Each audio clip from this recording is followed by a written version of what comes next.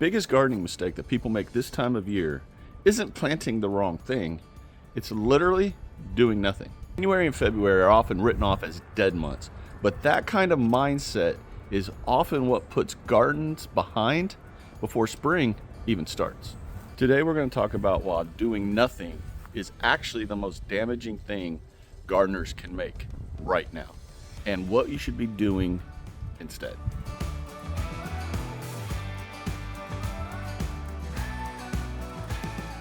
Why is this mistake so common? Well, it's because most gardeners think, one, it's too cold. It is freezing right now. I'm not going to lie. I might go in. It's barely 30 right now. So yes, it is very cold here right now, but that is a common mindset. It's too cold. Nothing's growing. The stuff behind me is pretty much dead, and spring will fix everything. Well, spring's not going to fix everything if you don't prepare your gardens for spring, right?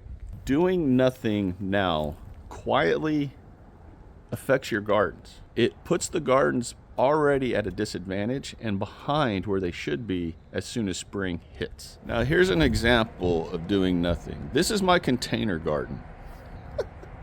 All my containers are inside right now in my kitchen. But this is a time where you could be preparing areas like this, prepping, cleaning. Obviously I need to clean really bad, but getting prepared for spring happens now.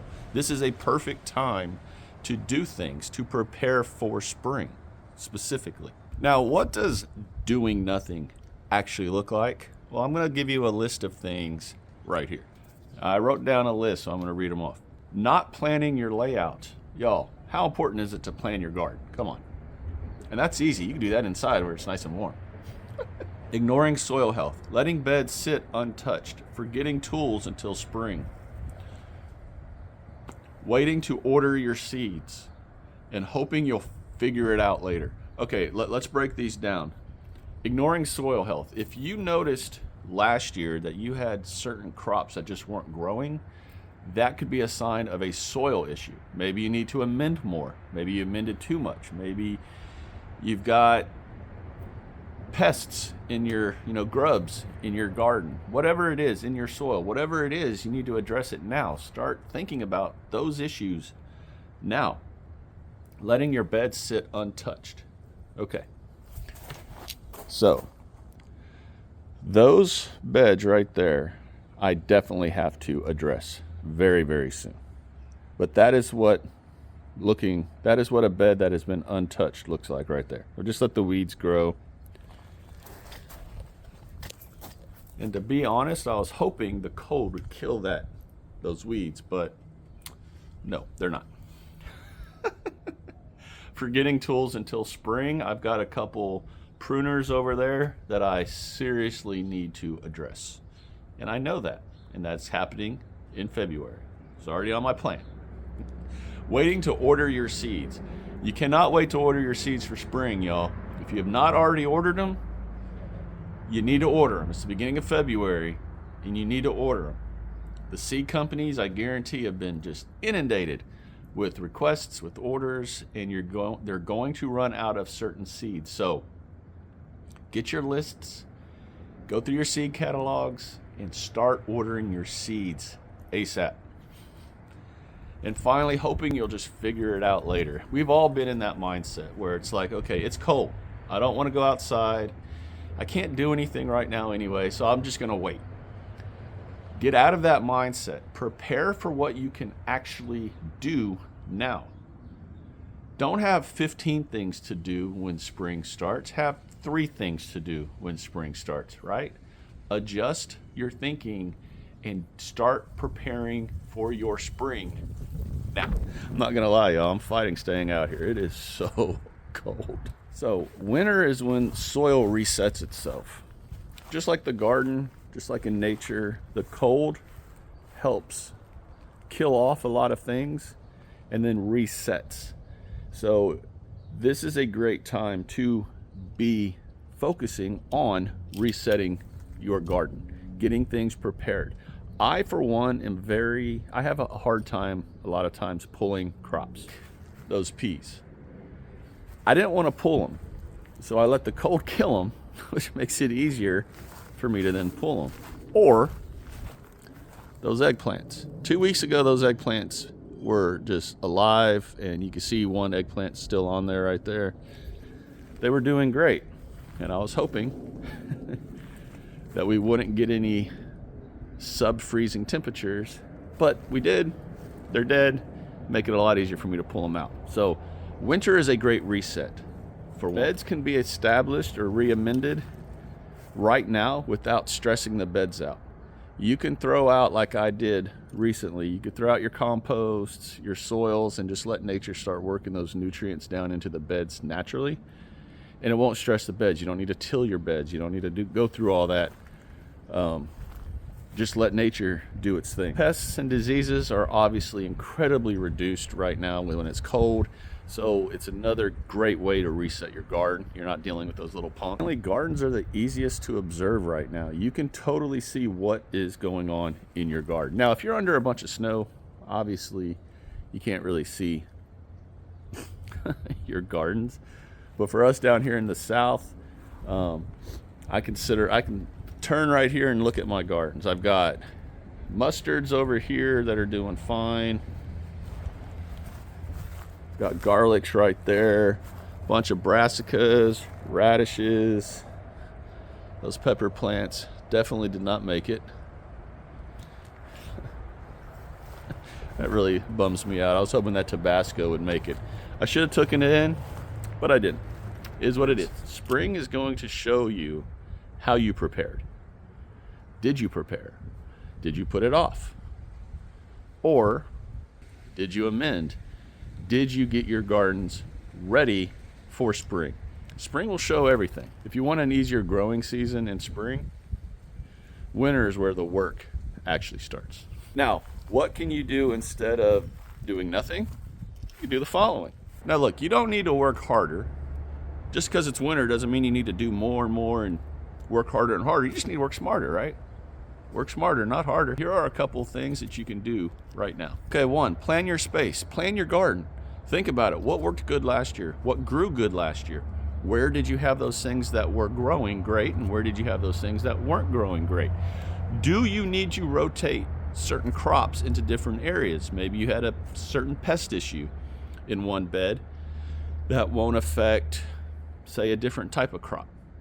Think about rotating. Think about planning your garden. Now's the time to really sit down, and you can do that inside where it's nice and warm and not out here freezing where you can't feel your hands.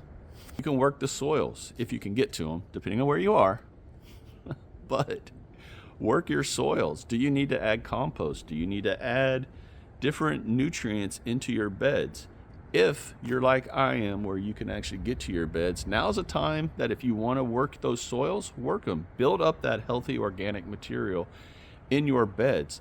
Get them prepared for spring.